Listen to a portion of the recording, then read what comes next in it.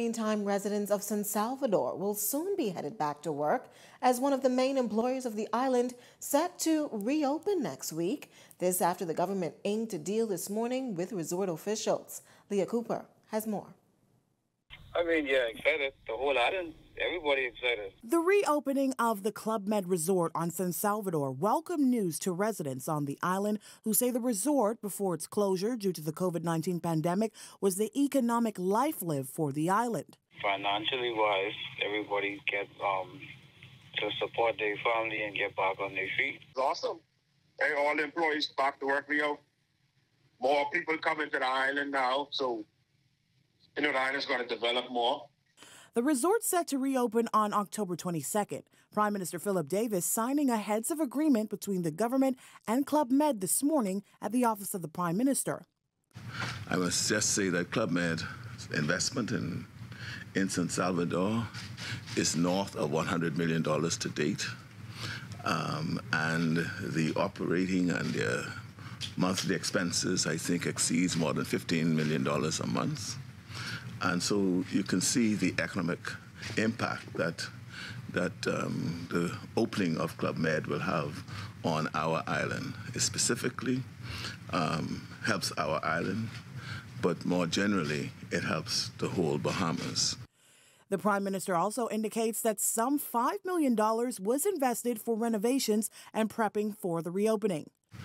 We, on our part, because of the lack of attention that was paid to the island over the last 4 years, had to invest a couple of dollars ourselves for the clinics. And so we had to upgrade the water system to ensure that we are able to provide water to Club Med and the residents. We also had to upgrade the electrical system as well. And work that had been stopped at the airport has to continue.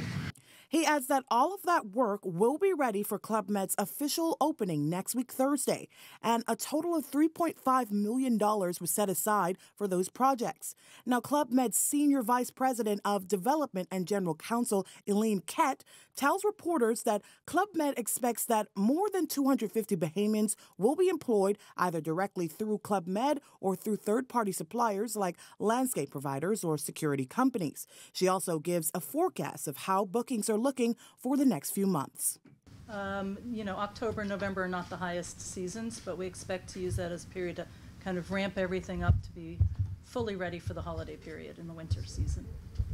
And for others residing on the island, the news could not have come at a better time. I feel great because after the 2 years plus, it will bring back, I don't know what to say. I'm just happy, trust me, for it to open. And the people of San Salvador and even the small business, it impacts everyone on the island.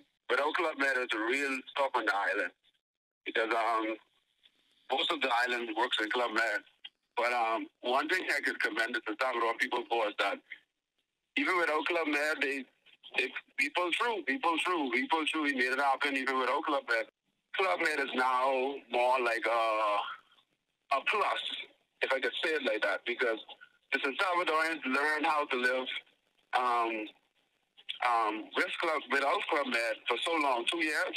Leah Cooper, Eyewitness News.